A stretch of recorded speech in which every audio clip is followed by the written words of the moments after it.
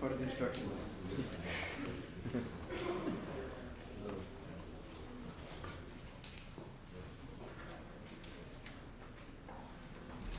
Giving the sun. Giving the God. I like to have, I like to have Buddhist kennings, just to just sort of bring thought. What is the sound of breaking clap? Yeah, question Well, you should be. Which group you in? Okay. Right through there in the cold room. In the refrigerated chamber.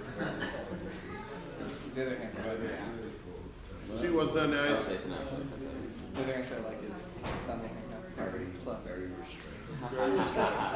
As I was last time. Because this is the group with the most experience, we don't necessarily have an order to the presentations, or we don't start at the beginning and work our way towards the more complex stuff. It's all a mix and a grab bag, and it's your job to put it together because you have the experience to do that. I'm very privileged this morning to be joined by Rhydian Morgan, who, although a Welshman, has been known to associate with other members of the British Isles as well. He has done postgraduate work in all topic areas. He's a professional communications consultant. He's just come from Vilnius, where he was chief adjudicator. Yep. And what was the name of that tournament? Vilnius Open. Vilnius Fun Fair, okay.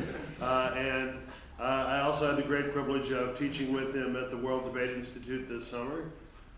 We had a great time teaching at the World Schools debate program there, and then we also had an exciting time with the international. With the internet, we had a State Department program. We had 8 students from Bangladesh, 8 from India, and 8 from Pakistan. And yes, they did all get along. And taught them some debate stuff, and then trained them to tape television programs, which they then taped. And they informed us that they thought that the rest of they were on a month-long program. We had them for a week. That the other 3 weeks were largely pro-American propaganda, but we taught them some serious stuff, and they were great. They had 3 weeks of brainwashing around Washington, and they came to us for like deprogramming when they leave a cult. So we were trying to accomplish that, and we sort of did. And that's fine, because that's generally what we do in our debate training, is to train you to think for yourself and not let someone else think for you. For those of you who don't know, my name's Alfred Snider. I'm the Edwin W. Lawrence Professor of Forensics at the University of Vermont. Everyone calls me Tuna. You can call me Tuna. It's okay. And if you feel that that's inappropriate because I'm a tenured professor with a PhD and Tuna doesn't recognize the sense of hierarchy that you yearn for, then you could call me Master. Maya has been known to call me Master. That's it behind it. But and today we're going to talk about points of information, and we're just going to talk about points of information in general for a while, and then we're going to do a very exciting and embarrassing drill, which I'm sure you're going to love, which some of my debaters have already experienced more than once, and they know that it could be, help, release me, don't make me go on. So we'll see. And the stupidest thing you can do is to not ask questions. If you have questions or you don't understand what I'm saying, because my metabolism is very high because I'm fighting illness. I feel better, by the way, but I'm still like, all my cells are working hard. So feel free to interrupt me and ask questions. I won't mind. But if I judge you in a debate and you do dumb stuff that we told you not to do, then I won't be happy about that. Okay? All right. Points of information are perhaps the most important psychological moment in the debate. They are the time when you stand next to your opponent, where you have a quick interchange of ideas, where the judge gets to compare you and decide who they think has their act together and who doesn't. In many cases, judges decide who they think should win and then work the issues out to get the decision they want. So for those of you who don't think that the positioning and the presentation of self is not that important, I think you're very wrong. The judge may have excellent logical reasons why the arguments point one way or the other, but in many cases, those are preceded by a consideration of who they think has their act together and can really impress them as the winner. You want to establish yourself as the best debater in the room. That's the important thing, and it's not just for you to, make a quick point or whatever. You're there to establish yourself as the best debater in the room, and we'll talk about some options for you to do that. Also, it's very imperative for you to use points of information to remain active in the debate. You may want to be in your sloth-like state, go into a state of hibernation after you presented the first speech in the debate, and that will guarantee that you'll be 3 or 4, even if other people are not good, because you must remain within the perceptual vision of the judge as an active participant in the debate. Persuasion studies show that audiences that are not critically engaged in the issues, just sort of watching passively but not really engaged, tend to be impressed by those things that happen first. But judges who are or audiences who are very critically engaged, decoding and processing the messages that are being produced, are more influenced by those things that come later, which is an important reason why you, as a debater, even though you're at the top of the table, need to remain active. Let's talk now about, and of course, you should be trying to advance your arguments. You should be trying to advance your arguments. It's really easy to make bad points of information. Don't you think that everything you've said is wrong? No. Right? Don't you think that this will cost too much money and anger the Chinese? No. Right? You can't do it like that. A point has to be a point that's difficult to answer, a point that's challenging. That's what you want. And so it needs to be about your arguments. And in our exercise today, I want you to keep that in mind. Right? And we'll put you in a situation where somebody's speaking and you have to make points. And you haven't made any arguments yet. So you need to start making arguments through your points. General guidelines for making a point. Stay active. How do you do it? What kind of language do you use? Although I am very respectful and love Loquing Fat, I did not think he set a good example for this last night. I don't think you need to say little smart-ass things when you stand up, like point of reality, right? Earth to speaker, right? I mean, that may be cutesy and might look good in a situation comedy skit, but I think that's a problem. Why is it a problem? You don't have the floor. The speaker has the floor. You don't get to make any little snide remarks. And sometimes Americans, especially in the American Parliamentary Debate Association format, will do this. But that's because they don't understand parliamentary debate. You don't have the floor. All you can do is ask to be recognized, right? So don't make these little clever things. But, I mean, there's still variety. You could say on that point. You might say, Madam. In my case, being a big hulking guy, I just stand up. It's pretty clear that I'm asking to be recognized. I don't need to go, hey. You need to plan for your points. You need to plan for your points. You don't sit there and then spontaneously burst out with something, because you don't have that many options to be called on. You're not called on, that often in a debate. You need to make sure it counts.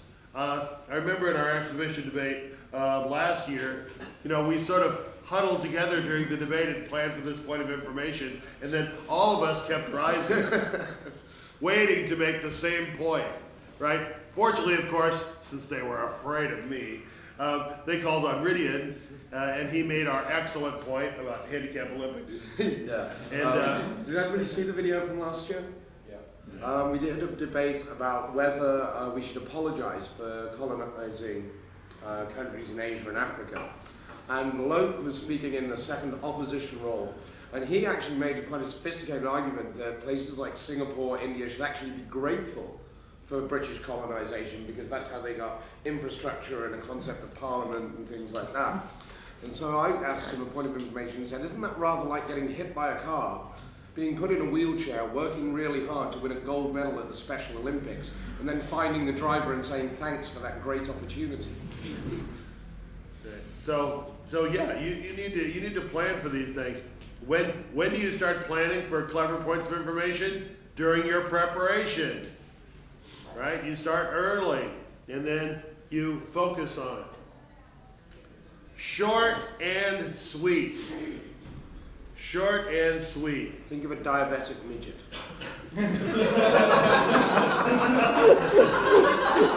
Are there any diabetic midgets here? I don't want to offend anybody. No, of course not. They're all at home trying to reach insulin.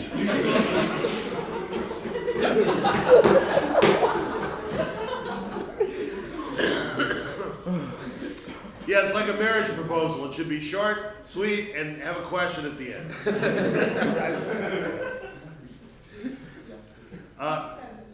That shows command. It shows command to the ideas. It shows you know what you're talking about. And if there's a long point of information, you're likely to get shushed before you, yes, I know, and then they answer it. I mean, if you have a long point of information, one of the things that I notice is if it's long, it may have several parts. Great, they'll just pick the part they want to answer. You know, ignore the one that's really tough to answer. No, that happened years ago. Yeah, ignoring the really challenging part. But if it's short and sweet, they will have to answer it. Some judges actually don't let you go on more than about 15 seconds anyway. I know that Ian Leasing, who's coach at Laverne over in California, will count out the seconds that a POI is being offered, and he will call time from the chair, even if the speaker holding the floor doesn't tell you to shut up and sit down. So 15 seconds, if you can't make your point in 15 seconds, maybe you need to rethink what point you're trying to make. You have to think about offering a point at a time at which it will be taken. At a time at which it will be taken. Now in our drill today, that'll be any time, but you know, when someone's the most important explanation I need to make in this speech, yes, I'll take your point. That's not happening, right? You need to focus on the seams in their speech between major points, where there's a natural stopping point, and you need to be ready. I mean, twice Asian champion P.J. Garcia has a mark on his notes as to when he's going to take a point, right? And you've got to be ready at that point. When he moves from major argument 1 to major argument 2, he's going to take a point. And if you're standing then, he'll take you. If you're not, he won't. So you have to be there at the prime moment so that you can be called on. You need to look at the judge. You need to look at the judge. You might start by looking at the speaker, but then turn to look at the judge, because you want to receive the nonverbal feedback from the judge. You want to know if they're going like, yeah, or they're like, huh, what? Right? You want to get that, and you want to watch how they're going to react to the answer. You don't care how they're going to react to the answer. All these debaters want to look at the other team. The other team is never going to vote for you. Never, ever. They'll never even admit that you win, except to make you feel good after they crush you. Right? And so you need to be watching the judge to get that feedback. If the judge goes, you know, like this when you ask and like this when they answer, that's a good thing. You'd make sure to bring that issue up later in the debate. A point need not be a question. It need not be a formal question. It is, after all, a point that you make. And the speaker needs to respond to that point. But of course, anything that you say can be turned into a question just by changing the inflection of your voice. So that's not, you know, I've seen this, that's probably one of the weakest answers I've never seen. Sorry, that's not a question. No fishing expeditions. Maybe if I ask them this, they'll say something that I can use against them. You don't have that many chances to throw your hook in the water, right? You can't be waiting for that sort of thing. The clues in the name. Keep it to the point. You don't want to be trying to introduce a new line of argumentation. You want to be putting the speaker on the back foot about something they've just said, creating doubt in the judge's mind that what they said maybe wasn't as clever or has a lot more implications than they've already realized. Before you make a point, think, how would I answer that point? Right? You make a point, and their answer is like, ouch, ooh, I shouldn't have made that point. Well, if you'll think about it in advance, right? Just like you'd never make an argument in the debate if you know that there's a simple answer that makes you look dumb, right? You don't do that. Same thing with a point, right? You make a point that's going to be difficult to answer. Oh, that would be tough for me to answer. Good, then that's a good one. But you know, think about it in advance, because then you'll avoid a lot of injuries later. Follow up on important points in your speeches.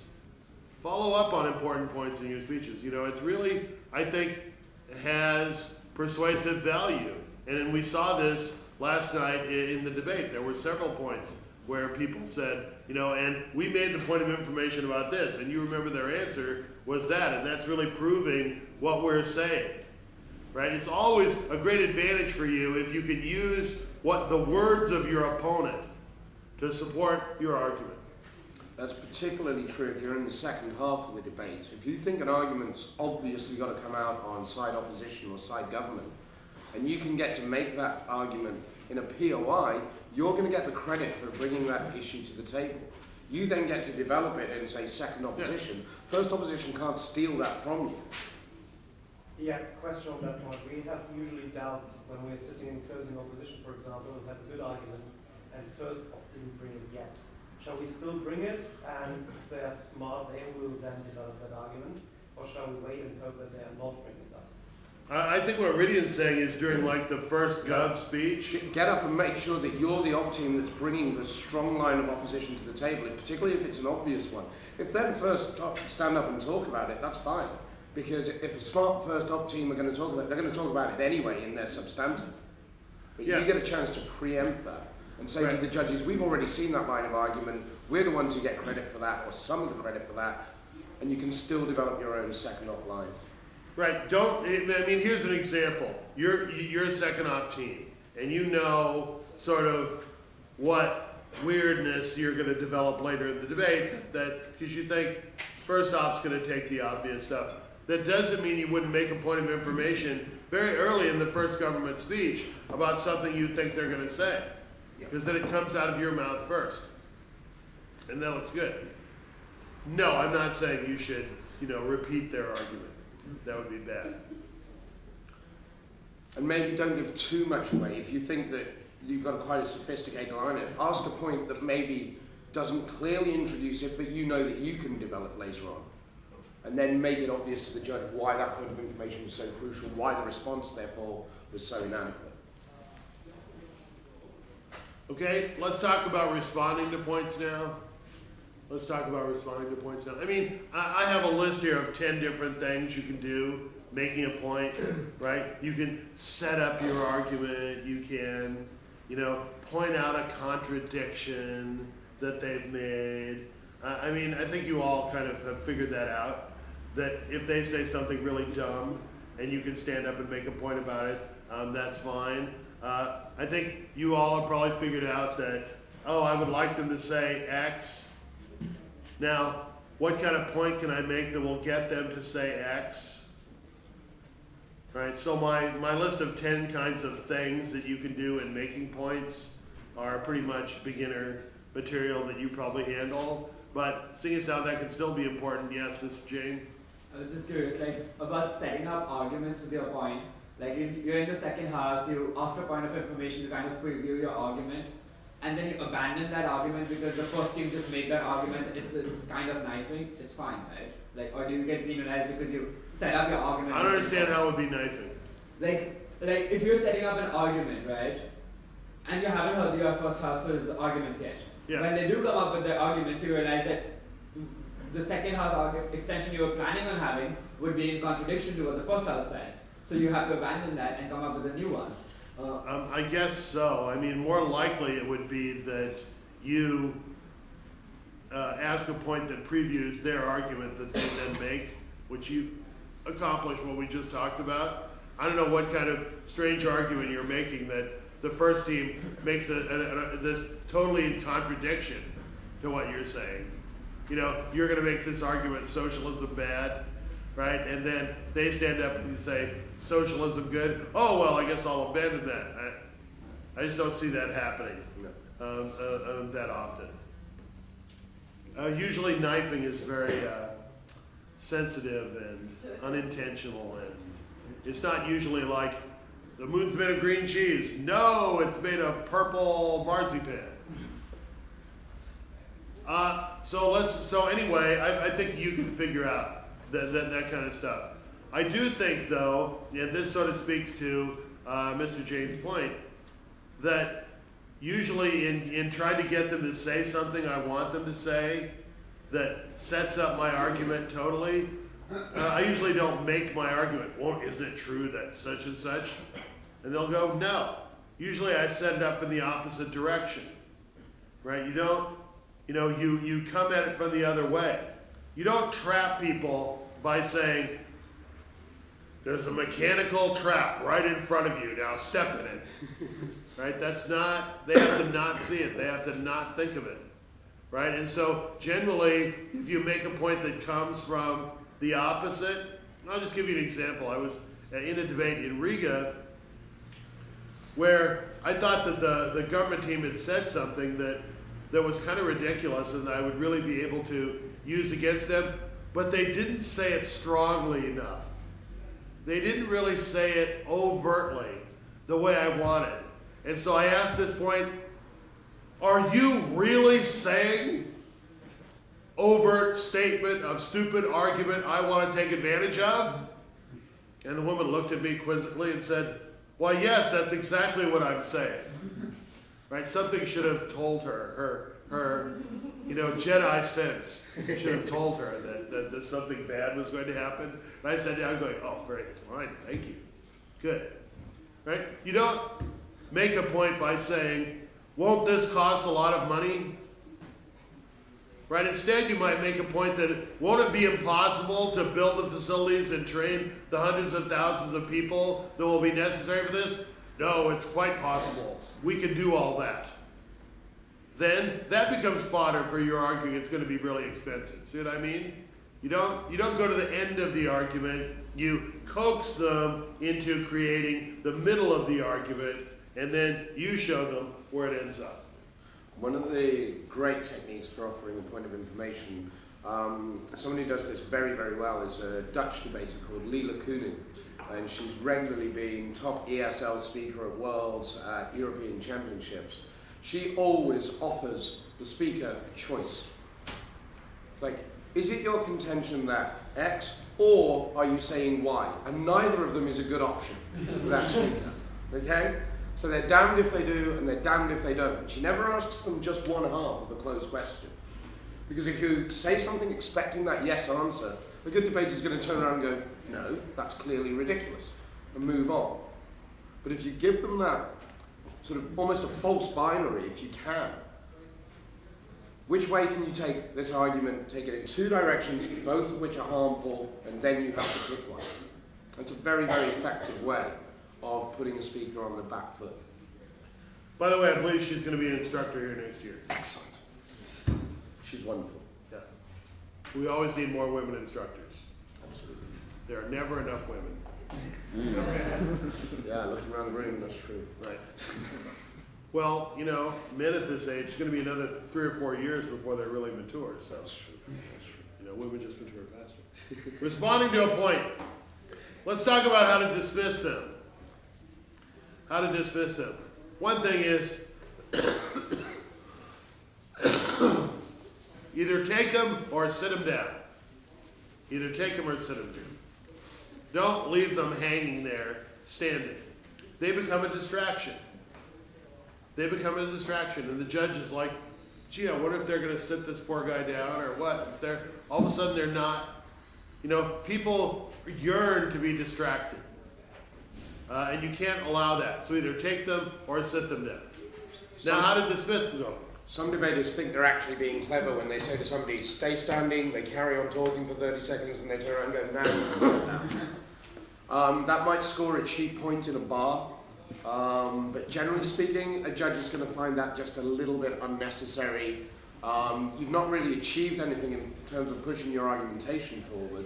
All you've done is try to make someone else a little bit more uncomfortable, and that's not big, it's not clever. So try to avoid that sort of thing. Right, all kinds of cheap tricks to take advantage, to show some kind of inconvenience or whatever from your opponent. You're not afraid of your opponent. They don't scare you. They're not a threat to you. They're wonderful. They're here to allow you to show your intellectual dominance. The better they are, the more dramatic your performance will be. Right? You're not afraid of them. Okay, now you can dismiss them by saying no thank you. I think you would know to avoid some of the things I've seen. For example, there's a debater from Botswana who says, on your chair. I think that's a little far. Or sit down. Right? I think that's bad. And so you want to always be polite. You're never rude. Always be polite. Politeness never gets turned back on you. Rudeness almost always does. Right now, so then the question is, do you want to decline them verbally or non-verbally? I mean, it sort of depends on the physical layout of the situation and whatever. I prefer non-verbally. Keep on talking. Right? If I have to stop and say, no, thank you. If there's a commotion, a stampede of people on the other side that are rising for points, no thank you, blah, blah, blah, no thank you, blah, blah, blah, no thank you. I mean, that really hinders the flow of your speech, right? But if you could just sit them down without, and now I'm talking, it's not a problem, I'm making my points, gosh, aren't I brilliant? And look at this tremendous example for the point I'm making. You're just going on. They're like, wind through the leaves of something happening around you, right? It adds a nice ambiance to what's happening, but doesn't interrupt your speech. This is very much a personal thing, I think. There are some debaters who take the non-verbal rejection to an excessive level, where they're just constantly doing this whilst they're talking. And that in itself becomes really, really distracting. Because most of you are now looking at how fast my hand's going up and down rather than listening to what I'm saying. I personally prefer to get to the end of my sentence. I'll leave them standing for 5 or 10 seconds because that's all it's going to take me to finish the sentence. And it's just a quick, no thanks. And I move on. Or I'll say, not right now. And that'll give them an indication that this is an area I'm not going to take a point on, and every time they stand up, until I've got onto this point or I'm moving on to the next one, they're going to get the same response. But how you feel most comfortable, but don't sort of be dismissive with a wave like that. I don't like to see debaters doing that. Like, that's fine as a gesture to sit down, but that is just a little too much. They don't let them irritate you. Tyler? So what about accepting questions through questions like I saw some debaters do, don't you agree, or you would they when you're taking a point, you mean? Yeah. Well, we're gonna get there. Yeah. Okay, and I do want to caution you one thing about this. If studies of nonverbal behavior show that normal people think that this is incredibly insulting. Right? This is one you don't try in a bar. When someone's trying to talk to you, some big, robust, stevedore is trying to harass you about something, don't go like that. That's not going to work. Right? So if you have a judge that's not familiar with debating, you want to be careful, because that looks very rude. Then I would always say, no, thank you. The other thing is that it is a development of your personal style. You decide how you want to dismiss them and when, based on the situation, based on the person you are, based on where you are in your speech, etc. Now, there are a number of ways to take points, which I think are, wouldn't you agree? No, of course they're not going to agree. They're the other team. I hate that stuff, right? wouldn't you agree? No, on the other team, silly. Can't you figure that out? Or apparently you disagree. Duh. Right? Why are you wasting your time talking about this? You have precious time. You want it to be filled with your dynamic statements. Don't put words in their mouth. I see from the Vulcan mind link that you're going to, right? Just take the damn point. Don't try to be so cutesy. Here's the one of those that I really can't stand. Well, you didn't take mine, so I'm not going to take yours. How old are you? It's like you didn't get invited to this guy's party, so you're not going to invite him to yours. That's fine if you're 6, I mean, I was in a very high-ranking round in Bangkok, and the guy from Hart House was just enraged that they wouldn't take his point. And so he's like, you wouldn't take mine, so I'm not going to take yours. And I was like, 4. Right? Petty, maybe not bourgeois, but petty. Definitely. Okay? You decide when to take them. Take them when they work for you, not for them. Take them when they fit into your speech. It might be in the middle of a main point, it might be between points, but you decide. Then also, if you have decided in advance, and what I will do as a debater is put a star at the approximate location of when I want to take a point. And so that I don't get to this, oh my God, I have 2.5 minutes left of my speech and I haven't taken any points of information. And I'm late at getting to my extension. Right? No, you allocate your points to make sure that you don't have to jam them in at the end, and you take them at natural seams in your arguments. Again, in between arguments, like the Asian champions example of, it's a very easy way of fitting them into your speech. You're coming to the end of a nice, logically made argument. You go, I'm now going to move on to my second argument, but before I do, I'll take you. It fits in nicely. It doesn't affect your overall structure too much. If you've made your point well, and the point is relating to that point, it should be relatively easy to defensively block. And then you can move on with the next substandard argument. Yes, Adam? What do you think about speakers who are asking for points? Because sometimes they stand up and say, well, no, I would take a point, but apparently there isn't. I just think that's dumb. Yeah, right. I've seen this. And now I'll take a point, but apparently no one wants to give it to me, so I get a freebie. It's like, if you're that determined to take a point then, I think I'm going to save it for later, It's a tactical thing. I'm not going to attack when the enemy says, I'm ready for you to attack me now. So. How many to take? 2. Right? There's this sort of, I know, some people think they can get away with 1. How many times do you have to be punished by the judge to decide that that is a bad strategy? Once. In Britain, when we do a lot of tournaments that we have to cram into one day, and we do 6 or 7 rounds. With 5-minute speeches. 5-minute speeches, 1 is just about okay, but even then, we'd prefer people to take 2. 7-minute speeches, take 2 or even 3 if necessary. Yeah, and if I would take the extra 1, I would take it from the person on the other side who seems most dangerous to me. Yes. Well, we'll get to that in a moment, who to take them from. Okay? But 2 or 3 in a 7-minute speech. 3 is not giving up too much of your speech, particularly if they're just 15-second points. You're talking about 45 seconds, about the same possibly to respond to those points. It's 1.5 minutes out of your 7. It shouldn't really affect your ability to make your arguments. Now, we all know that beginning debaters who are worried they can't fill up their speech will take extra points to fill up their speech. Of course, that's not you. You would never do that. And you know how silly that looks. It makes them look like they are the playthings of their opponents. I once saw somebody take 9 points of information in the 5 unprotected minutes. And if you work on the principle of 15 seconds to ask it, 15 seconds to answer it, do the math.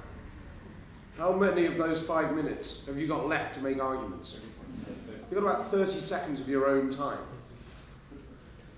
Beginning debaters want to survive the debate without being embarrassed too much. You've been there. But skilled debaters want to show their dominance, right? And so you don't need to be manipulated by them in this way. Who to take them from? I mean, if you want to be cowardly, you could wait until, little Miss Muffet finally stands up to make a point, and you're not afraid of her at all, and then you'll take her point, because you know she's going to say something silly like, don't you think this would be a bad idea? Why, no, my dear, I don't. Right? Or that, but that's not going to get you anywhere.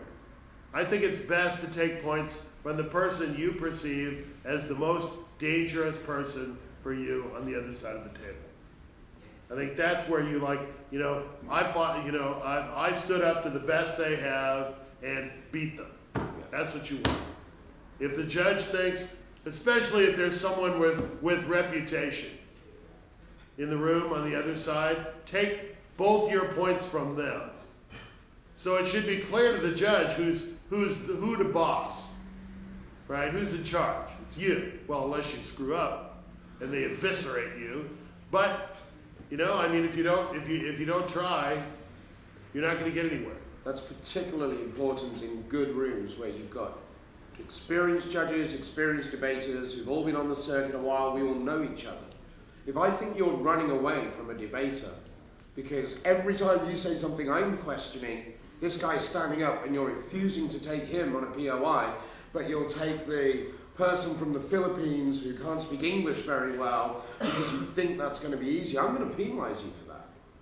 I'm going to penalize you in terms of your strategy, in terms of your engagement in the debate as a whole, because you're deliberately trying to block somebody out from criticizing your speech.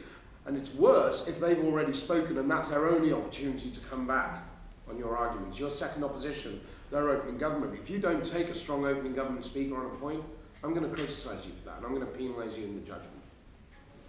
I do want to mention that the person from the Philippines is necessarily weak, because these people from Ateneo de Manila will absolutely crush you.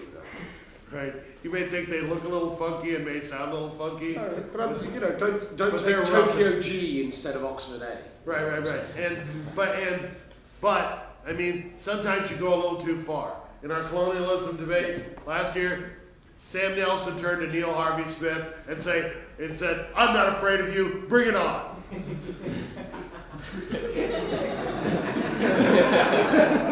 Well, if I didn't know who had the most reputation in that debate until that was said, I definitely knew it after that was said. Yeah. Right? You want to, another walk-in human? Fine, you just happen to be president of the World's Council. I don't care. Right? Yeah, your point, sir, and your point is bad. You can go a little too far sometimes. You want to have short answers. Bang, bang. Right now, long answers are, well, I understand that that's a very good point, but you see, what's really going on? You're figuring out how to answer it during that part. Judge, we all, experienced people know that you're hemming and hawing in the beginning of your answer because you don't know the answer. Right? You should already be thinking of what your answer is going to be before they've got to the end of the point. You should know how you're going to deal with this. Right, and that's one of the things we're going to work on today. Yes, sir. If someone asks you, a yes or no question, should you answer with a simple yes or no, or do you have to justify your answer to them? I think if the question invites it. If the question invites a yes or no, I'll be glad to say no and move on. Yeah. I don't feel bad about that. Makes the point look bad. Easy, no. I'll often say, easy answer, no. Right? I mean, a point you're making needs to be something that's going to be challenging to answer. And if it's that easy to answer, then I think you just do it that way. I think you want to be offensive in your answer. Let's talk about not offensive in terms of your manner. Yeah. But offensive and rude. In terms of scoring points. There's sort of a couple of ways to answer points. I mean, you can say, well, I don't really think that's a problem because, right? This is a defensive answer, right? This is the, no, I don't think it's that much of a problem. That's the defensive answer. The offensive example is, yes, and that proves our point. Bang. Right? Like if they say it's going to cost money, no, sir, it's going to save. Great point. We're going to save money. Is it going to make the Chinese angry? I think the Chinese are going to love it. Now, you have to have confidence in yourself. And you may not exactly know why the Chinese are going to love it. When you say, yes, that's my point, I think the Chinese are going to love it because. But you have to trust yourself that you're going to have it by the time you get to the offensive point about why this is going to improve relations with the Chinese. And this is one of the things we're going to be working on today as well. Stop thinking, no, that's not such a big deal, and start thinking, yes, now we win. Right? That makes it, you actually get to score points. It's an opportunity not for you to escape the probative value of their argument, but for you to use what they have said to prove that you are correct. I don't think I have to say some of the next few things I'll mention very quickly. You never ask for a follow-up. What did you mean by that? Right, man, if I can't figure out what you mean, I bet the judge can't figure it out either. And so that means it probably didn't make any sense. Yeah, why would you give somebody another opportunity to take up more of your time with something they've already said? Right? And if you don't understand it, have confidence in yourself. Say, sir, that's not a complete and comprehensible thought, so let's move on. And if you're right, the judge will go, yeah, I don't know what the hell that point was either. Right? Of course, if you're wrong, maybe you're in trouble. But you always have to have confidence in yourself. Maya. What to do when an opponent asks you to give a follow-up? So by the rules, it's... You're out of order. No, because you're asking the question and the person taking the floor asks you, can you explain... Oh yeah, take all the time you want. Oh yeah. How long have you got? I'll explain the hell out of this for you. Yeah. No problem. I mean, if you're looking to fill your speech time, I'm here for you, baby. Right? Yeah. Yes, sir. ESL speakers often have a problem. I mean, the ESL speaker, of course, not understanding what the others are really saying. And it's getting really awkward when I'm in a room with native speakers. They ask me a question, and I really don't understand it. Usually, everybody on the panel is looking then very awkwardly at me, and how to get out of this situation? Because I cannot ask for clarification, or can I? And if I don't understand, do I say, I'm sorry, I don't understand, I'm ESL speaker? It's also very awkward. Well, I'll give you a very simple answer. You have to do your best, and you have to do it with confidence. That's all I can say. I think there's a balance. Sometimes it is an issue for the ESL speaker taking the point, that it's a lack of vocabulary and things like that. I also think, though, that some native speakers, when they are speaking against ESL speakers, think, oh, if I use as many multi-syllable words as possible in this POI, he's not going to know what I'm saying, and the judges will think I'm really clever. No, I'm just going to think that you're beating up on a child, and that's not cool. Like, again, you don't trip up blind people and then laugh when they fall over. So, and you can tell when a debate is deliberately trying to make the point more complicated than it needs to be. It should be easy to communicate, and it should be something that invites a response, that puts the speaker on the back foot. It's not a kind of, oh, look at them, they can't understand this word. If I at all detect as a judge that someone is trying to take advantage of someone's status as a non-native speaker, I'm going to punish them for it. Heavily. I will punish them for it. Because, I mean, the amount of outright bigotry that takes place in debate, privileging native speakers, is disgusting. It's horrific and it's disgusting. And I'm thinking of a list of people now whose names I will not, and they're all like, oh, isn't it wonderful, the non-native speakers are here, and oh, they're smart, and then if you look at their points, right, when they vote for the native team, they'll give them much higher points than when they vote for the non-native team, right? So I think it's disgusting. So I think that, to be quite honest with you, if you're participating in an English language debate and English is not your native language, you have won the debate before it even begins, I think. And so I'm one who almost will, yeah, wow, right? Be more impressed by your performance because you're not a native speaker. I think every native speaker needs to go and debate in a second language somewhere to find out just how stupid you sound when you're not speaking English. I took a pair of New Yorkers. These are Puerto Ricans who grew up in New York to the Spanish language World Championship debate tournament. And they learned what it's like, you know, to have the judges from, you know, Argentina and Spain tell them that they're losing the debate because their grammar indicated that they were uneducated. You know, it's like, I was like, now you guys know how it feels, right? Remember that feeling, you native speakers. And so that's how I feel about that. So I think do your best. And let's say that someone asked you a sort of confusing question and you do your best to answer it. I'm not going to punish you for the fact that it was kind of confusing, you know, but I will reward you for your, you know, best faith effort to answer it as best you can and do it with confidence. So, but I can't speak for, you know, the Brotherhood of Iona. Good judges will always be able to make that call about whether a point is deliberately obfuscating the issue or whether it's a genuine, the person didn't understand and the point was actually quite clear. And we're always going to be pretty sympathetic. I mean, I've debated in Dutch, and the first round, if somebody had played it back to me, I would have said it was like a 6-year-old speaking. And that's the whole thing. When you speak in a foreign language, you just don't have the quickness of thought, you don't have the vocabulary necessarily.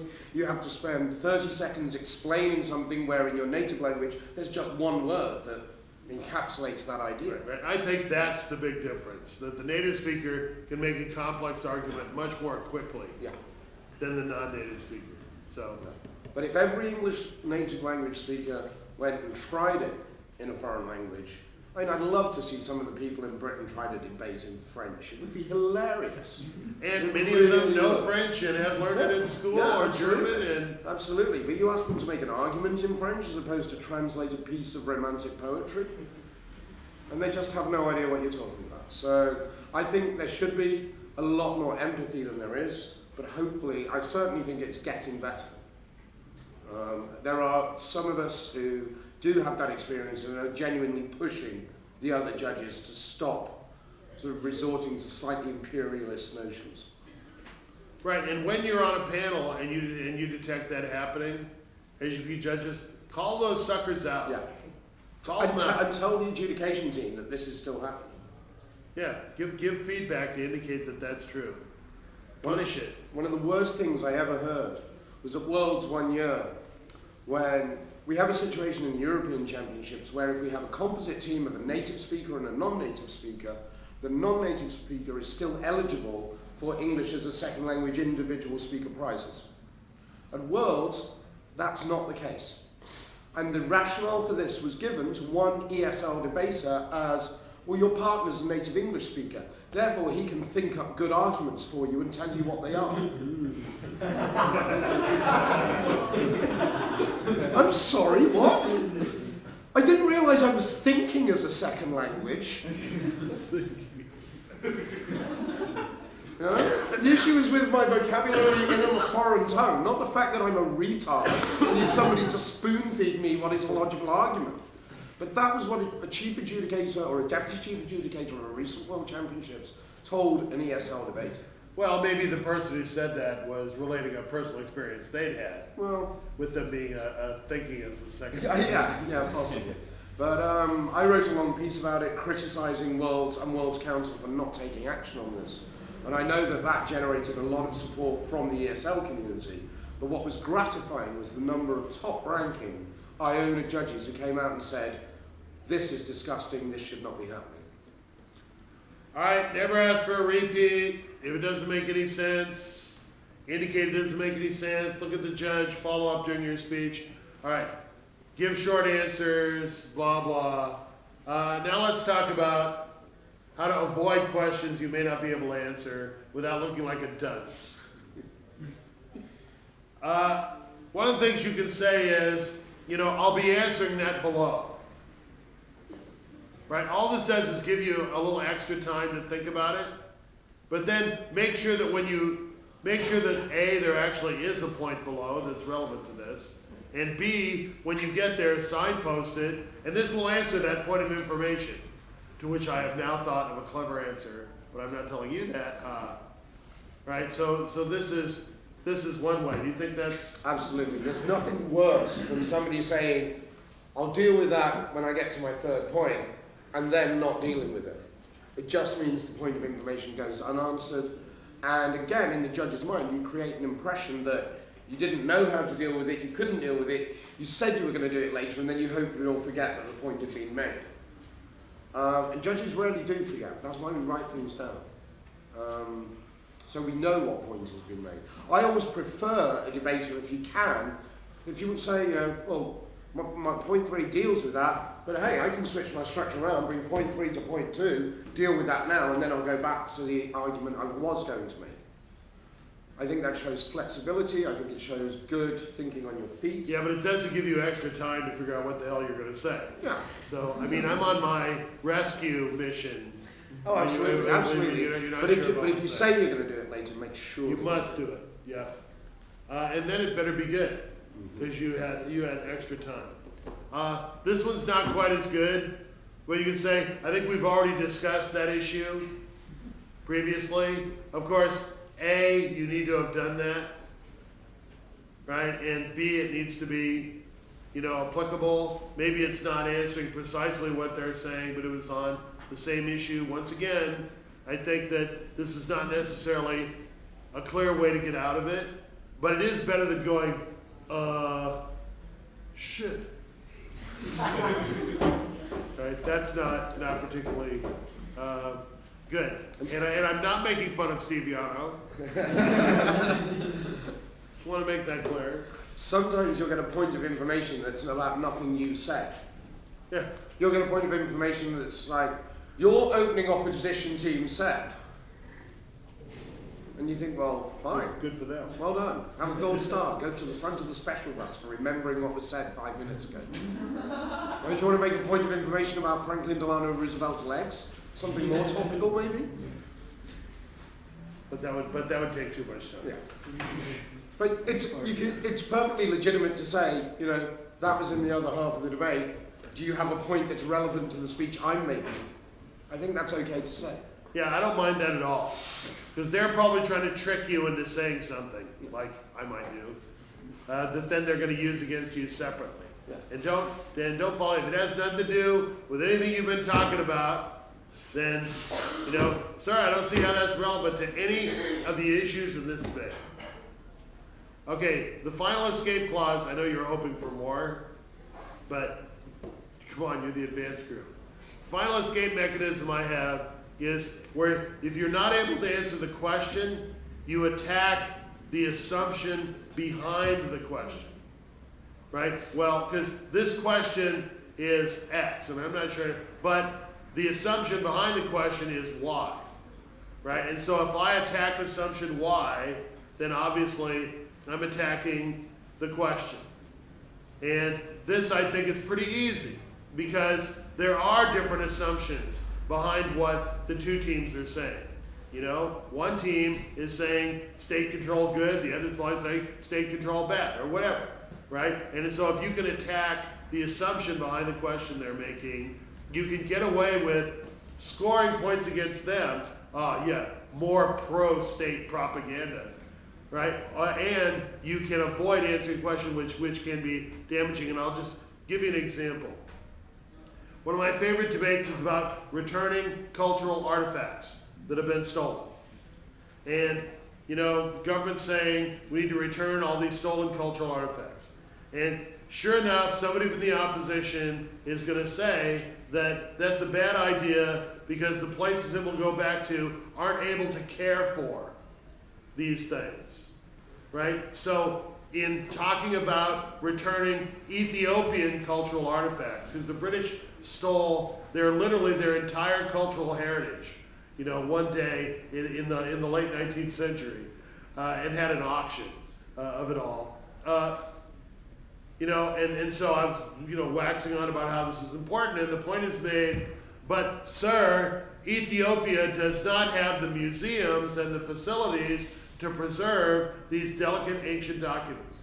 What am I going to say? Ethiopia has an excellent network of museums that are well funded and cared for. Of course not. I can't say that. So what I did say was, so sir, what you're saying is, if I don't think you're taking good enough care of your car, I can steal it. And we reject that as morally bankrupt. Right? So, you're saying, I don't care whether they have the facilities. It's stolen. It doesn't belong to the colonialists. It belongs to them. So I'm really ignoring the question I can't answer, but attacking the assumption behind it, which I think when I do that scores points for me. Right? Very good. I'll be around to harvest your television later today. Okay? Let me talk about what's going to, questions. I have just one thing to add about when taking a point. Make sure you take the point. Yeah. We always say to debaters, you control the floor, you can tell the person to sit down when you want. Don't tell them to sit down if they haven't actually said anything, if they've just said, do you think? And you go, yes, I do. That's well done. When I was, and I'll admit, I used to do that sometimes when I was a debater. The first final I was ever in was semi-final, was a debate about legalizing all drugs in sport. And the proposition made a very, very good case about sport is about winning, we need a level playing field, these drug cheats happen anyway. If it's about the best physical performance and drugs help that, then why shouldn't we legalize it? And we can better regulate things on that level. And so we had to stand up, and I don't like making, moral arguments about, sport is about more than that, and of course it's not. It is just about money and professionalism and winning. So we have to attack this on pragmatic grounds as well. And this person stood a couple of times and I'd rejected them, and they stood again, and I said, what we say on this side of the house is that the abuse of steroids can never be good for your heart. Are you going to tell me otherwise? And they said no. And I went, thanks very much, sit down. And that was the only POI I took. And I thought I was being really clever. And so did the judges. But looking back on it, if someone did that now, I think, well, I didn't really take a point of information at all. Yes? So I've seen some debates where a speaker explicitly says, I'm only going to take points from this one person, which happened actually yesterday. And is that ever appropriate? Should you ever actually say, I'm only going to take points of information from this one person? No, I think that, go directly back to kindergarten. Yeah. Do not collect $200. I mean, I think that's ridiculous. Sometimes banter when all teams in the debate are friends can be funny. Sometimes in show debates there is that bit of banter. One of my favourite ever rejections of a point of information was at a tournament in Dubrovnik, where an English team had partied hard the night before with a couple of Israeli girls, and there was a meeting of more than minds between one of the English people and one of the Israelis.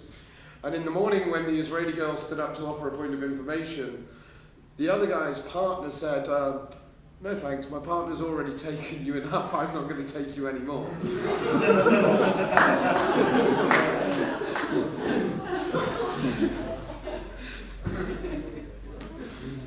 That's disgusting. That's disgusting, that's sexist. That would be... More disgusting would be... Frankly, when I judge a debate, I don't want to hear crap like that. I don't want to hear stuff about how much you drank, about who you've had sex with, about anything save that for entertainment tonight. I'm not interested in it. Most of the time, in genuinely competitive rounds, it's just not a good tactic. No. As I said, in a show debate where the banter is important for the audience to get involved, I think fine. But don't do it. You're not doing anything to advance your case by doing that. And in a top room, you know how much difference it takes to make a difference?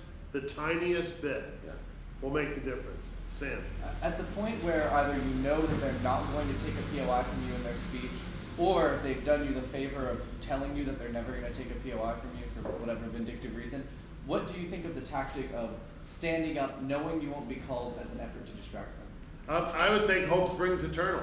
Yeah. It's my obligation to remain active in the debate. Absolutely. If you want to be a bozo about this and petty, fine. I'm here to discuss the issues. If you want to call me, I have a tough question. I think if you don't, that's your problem. I think every time you do stand and they keep on rejecting you, they're reinforcing their pettiness in the mind of the judges. Yeah. I think if you stop standing up, you're allowing them to get away with what they've said, and the judges might forget and say, well, okay, he said he wasn't going to take him, but then the person didn't have any points to offer anyway. I think every time you stand and you make them say, I've told you I'm not going to take you, you're reinforcing to the judges that they're scared and they're running away from your arguments. Okay. We need to move on. We need to talk about your assignment, then we're going to have a break. You can think about your assignment while we're gone, okay? I would like 2 students to stand up and come over here. 1, come on! You need One more! Let's go! Thank you.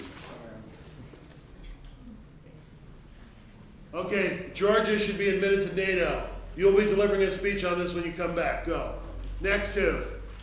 Cool. Come on. Yeah.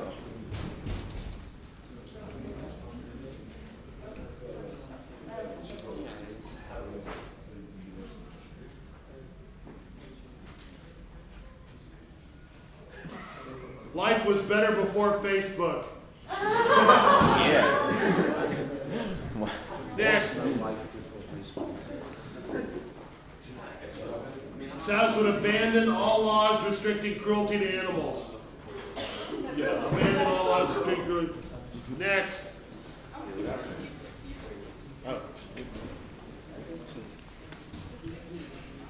Okay.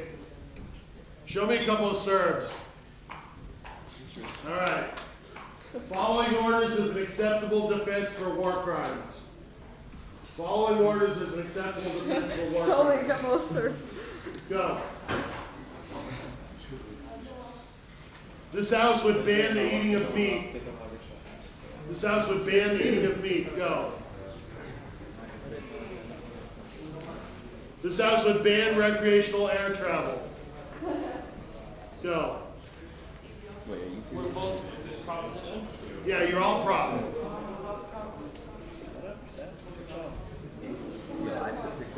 Yeah, you have to pick. I feel. The state should audit and publish the financial records of churches. I like to collaborate. Just this. Just once. This House supports restrictions on executive pay. Yes, we do.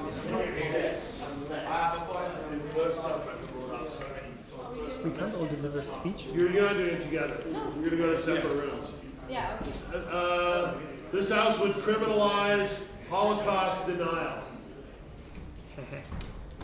Status Should quo. have saved that for Adam. That's status quo.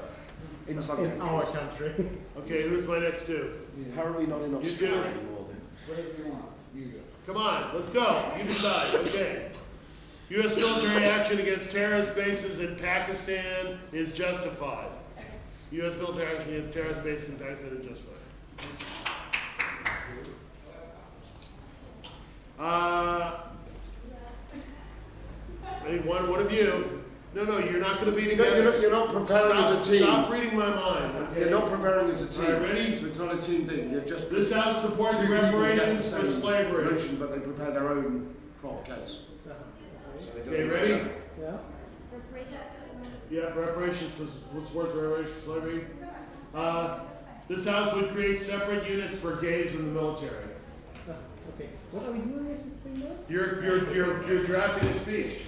So we have Yeah, but you're not preparing as a team, not in the twos. It's No, you're just going to give a speech. 2 people are going to give a speech. And then we're But gonna in make separate rooms. Yeah. We're then going to make you take. Just prepare a short speech. It doesn't have to be 7. No, it's not you won't be. You'll speak longer than that, but you won't be doing a lot of speaking. Okay, We're going back here. we might Back be here. 10:15. We might be 10 minutes late. We need to call the embassy now. Sorry. All right, hurry up. We come. We'll call you later. Say hello to the embassy. We're going to get a drink. Do you want anything? Well, that'll save us some time, I think. We'll start. Do you want anything? We so Chino? small. What's All right, where am I? Do you want anything from the bar? I'm gonna go with you. that's a cold room? It is cold. Yeah, I'm going to go get something. That's a cold room.